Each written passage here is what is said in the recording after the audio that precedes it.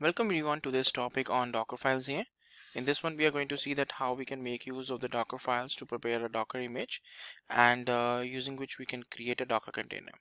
So we are going to talk about what is a Docker, what is a Docker file, what is the syntax of Docker file, and how to build a custom Docker image with the help of Docker file.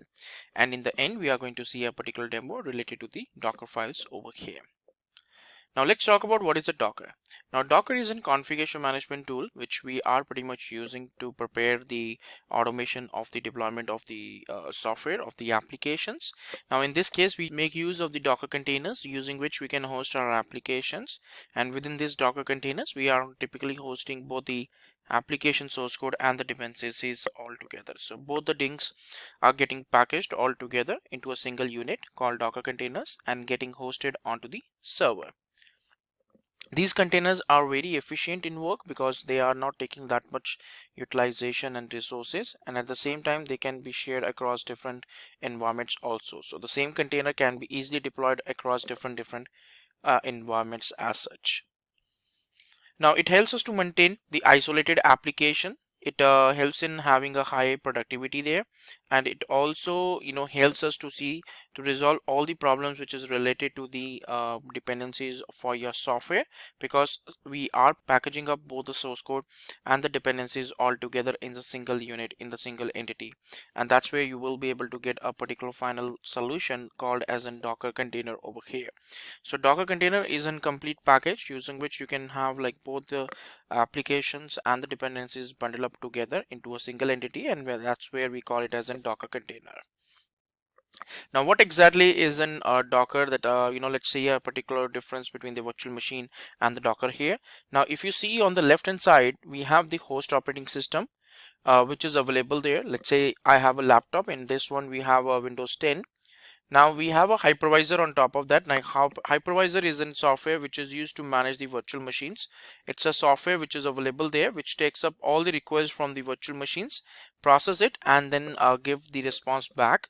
So hypervisor acts like a medium between the virtual machine and the host operating system resources. So it's going to give that a particular virtual environment to the virtual machines. And then we have a virtual machines where in fact a guest operating system is there, then application binaries, then the application is hosted. So this guest operating system actually takes up a lot of utilization, and this was the old mechanism where we used to follow this mechanism for hosting our applications. So all the applications are pretty much getting deployed in the same manner on the form of the virtual machines here, right? Now if you talk about the new method which we are talking about right now is in Docker. So here we have host operating system, but instead of hypervisor we have now the Docker engine which is available there. Now this Docker engine is something which is making sure working in the same way that how the hypervisor is behaving, but it's much lighter as compared to the hypervisor. So Docker is very lightweight as compared to the hypervisor here. And here we don't have the concept of the heavy duty guest operating system over here. So the guest operating systems which we are using in case of Docker containers are very small in size. The size of guest operating systems is in GBs in case of virtual machine, but in case of Docker containers it's pretty much available in the MB size which is there. So the size of the guest operating system in case of the virtual machine is very small as compared to the virtual machine, and that's the biggest benefit, because again it will help the containers to have a low utilization, low consumptions, and that improves the overall performance of the overall mechanisms, and how exactly the new method of application deployment really helps us to go for a particular advanced mechanism. So that brings on a very good and the efficient way of doing the deployment of the applications. Now let's talk about what exactly is in Dockerfile here. Now Dockerfile is a concept which is being used as a build script. So it's being used so that we can have a build script there. So this will definitely helps to see that how we can go for a build of a Docker image, a custom Docker image. Now when we are using the Dockerfile concept, so it really helps to prepare a kind of Docker image. So doc image is the end result when you are going for the mechanism, when you're going for the Dockerfile build up here. So Dockerfile is a build script which is available for preparing the custom Docker containers, because not every Docker image is available on Docker Hub. So some containers you have to use, some images you have to use to work on that part. Now Dockerfile is a very simple, straightforward text file which is available there, and it's basically used to build up custom Docker images. So Dockerfile is basically used to prepare so when you're running the Docker build, so it's actually going to build up a particular custom Docker image, and that will be given to you. So Docker image is the whole build process which is being done. So it's a custom process which is available and being done over here in this case. So you got a Docker file, you run the Docker build command, and that's how you will be able to get a Docker image. So whatever the steps you are having in the Docker file, that will be processed one by one, and as a end result, you will be able to get a full-fledged Docker image over here in this case. Right, now let's talk about the syntax of the Dockerfile. So Dockerfile is equal to commands and the arguments. So whatever the things you want to put up, so in the Dockerfile you can do that, and as a part of the execution, so you will be able to get a particular end result. Now it's a kind of a mechanism where we feel that how the execution and the modifications can be done. So the comments which we are trying to do over here is that, you know, we can put up the whatever the comments we want to put in the case of Docker files, we can do that. Comments is a standard process in preparing any particular file or any kind of code, because it helps us to understand that for what reason we are preparing that particular line. Then we have the particular run statements. The commands are there, so you can see that we are running a particular command called echo. So using the run attribute, we are basically going ahead and running a particular command into our system as part of our Docker file over here. Now how to build up the Docker images using the Docker file.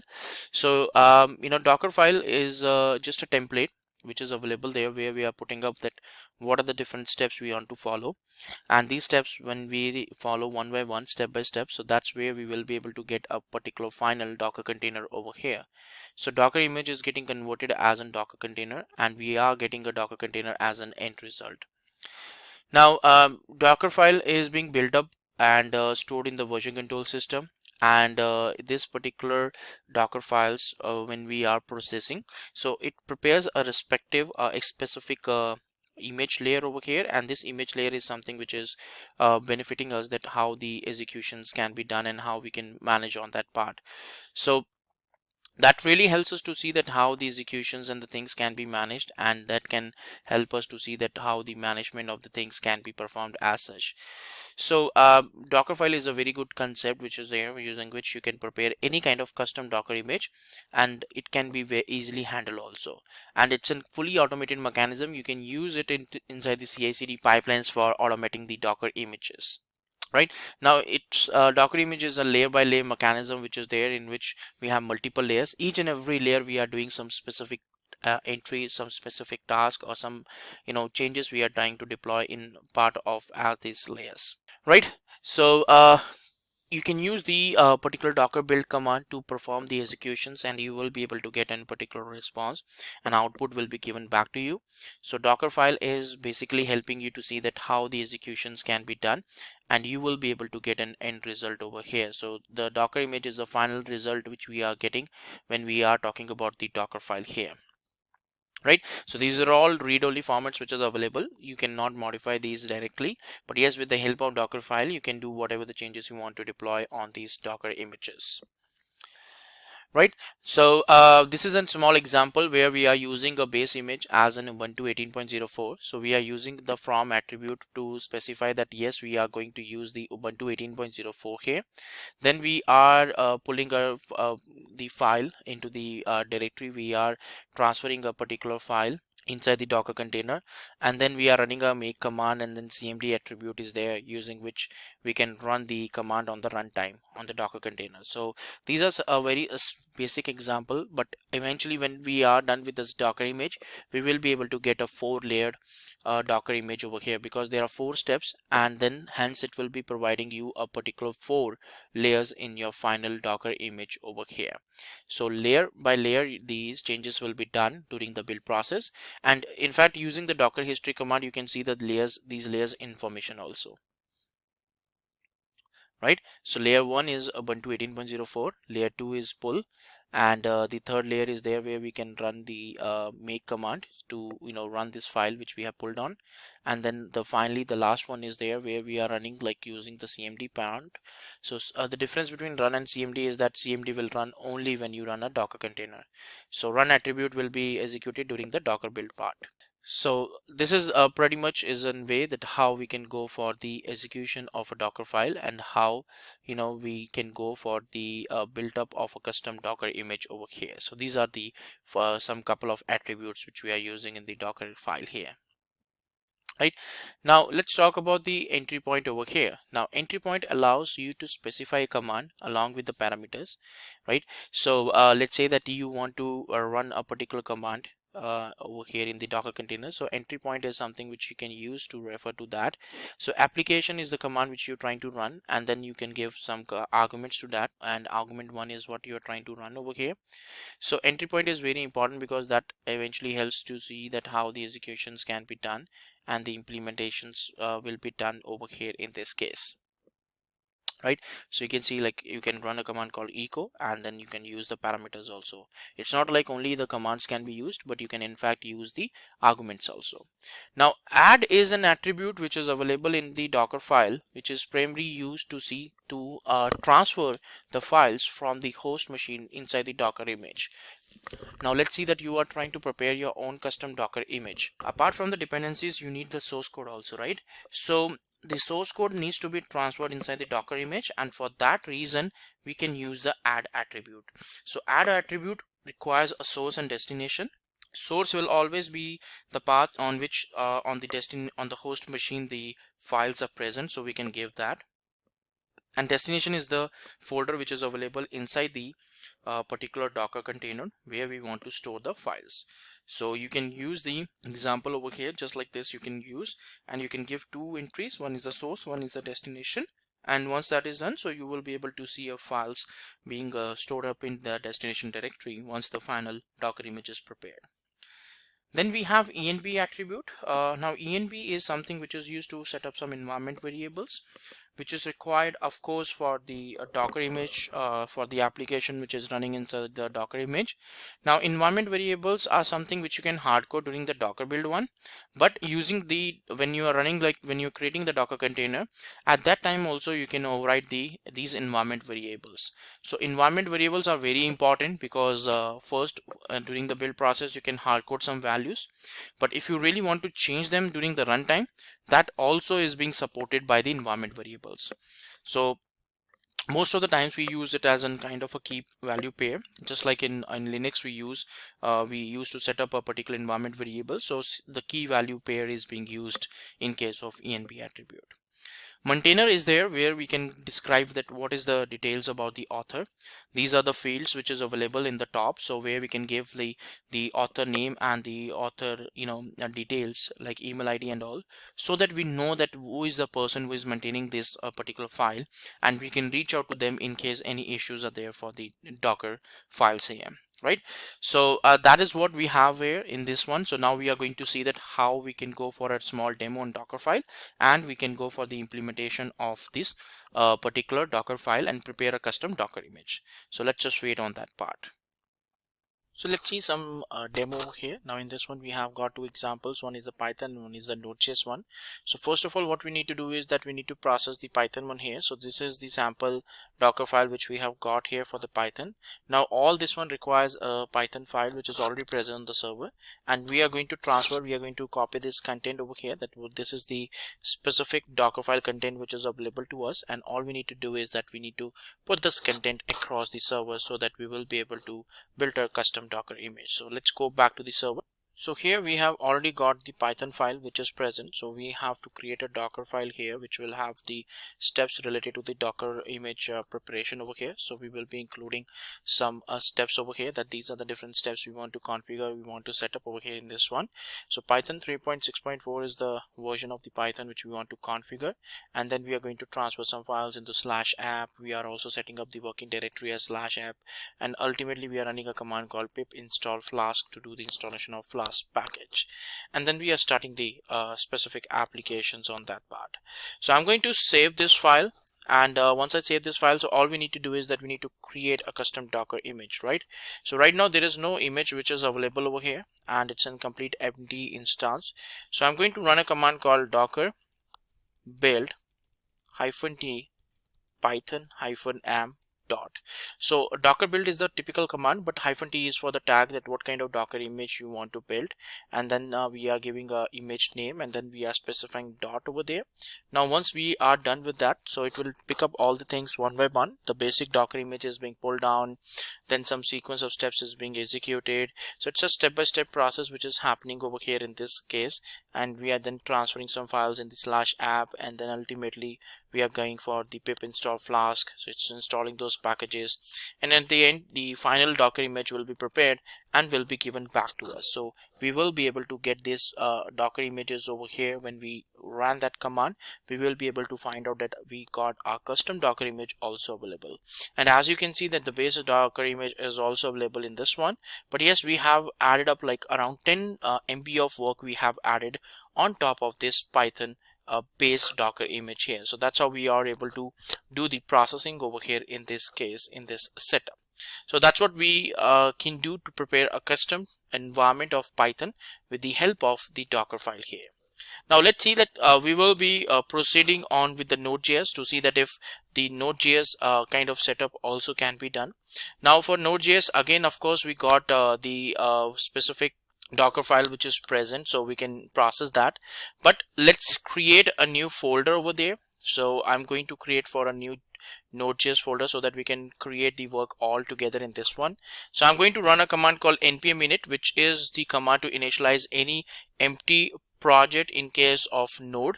Now you can typically bring down some real code also, or you can say that I want to process an empty project. So you can give the configurations, you can give the custom names, but I want to process with these default name itself.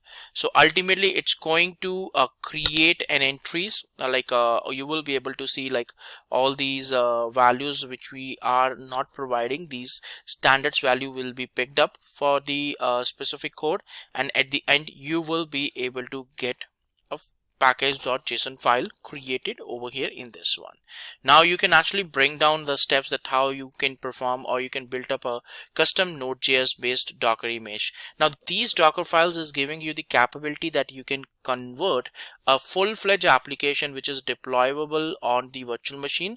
You can actually convert them in the format of the Docker containers over here in this one. So that's what we are going to get over here with this particular setup or these mechanisms. So let's go back to the document and see that what exactly we can copy the Docker file. So we have got this Docker file over here. So all we can do is that we can copy this one. So once we copy this specific file here, so all we can do is that we can transfer these files into the onto the server. We can convert it into the Docker file there, so that we will be able to set up the configurations and we can perform the setup around that. So Docker file is again we want to create and we want to set up on that here. So let's go back to the server. So here we want to create a Docker file, and we want to set up the files inside that. These are the different files which is being available, which is being configured over here in this one. So we are running like node server.js, which is the master file. So we are doing an expose of 8080. Then of course we have copy commands which is there, then npm install command is there, and then package.json file is also there. Now what you need to really do is that you need to go for a server.js file which is available, in which you can configure that how the setup needs to be done and how the configurations should be performed there, because that's a command, that's a script which is going to be executed within the container. So let's copy the content. Now I'm going to copy this content over here, which is like a sample Node.js code which is available. So I'm just copy this one and transfer it to the server.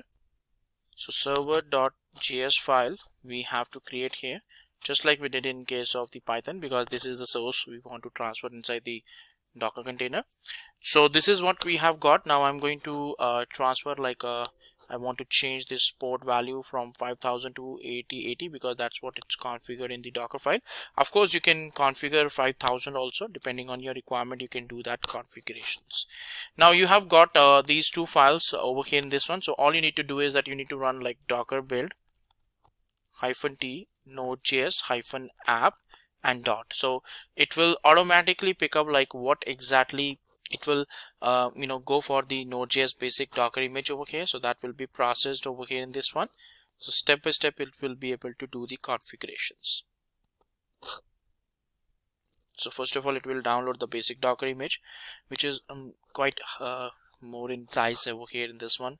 Once it's downloaded onto your system, then it will proceed further with the build activity on processing the Dockerfile, performing the execution. So all that stuff will be performed with this help of this Docker build process over here. So it's going to process it one by one in this one.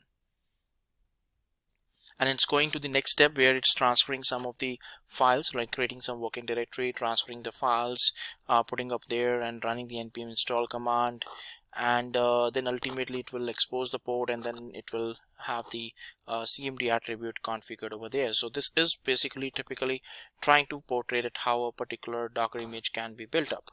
And of course, once the build is success, you can validate it with the help of Docker images here. So this is the app Docker image which is being prepared of 911 MB, and we have got it like a final package where the runtime is also there and the code base is also available. Now you can pretty much experience it like with other actual source codes, like you can download some pre-configured Node.js websites or the source codes here, and you can try to run them onto the Docker container so that you can get the full the complete idea about that how it goes on. But right now these are the basic Docker image which you can prepare and you can build up over here in this one. So that's how it really works on for you. So that was the demo which was there on the Dockerfile, and that helps us to understand that how we can prepare a custom Docker image with the help of Docker build command and a Dockerfile. So that's it for this one. Thanks everyone. Hi there, if you like this video, subscribe to the Simplilearn YouTube channel and click here to watch similar videos. To nerd up and get certified, click here.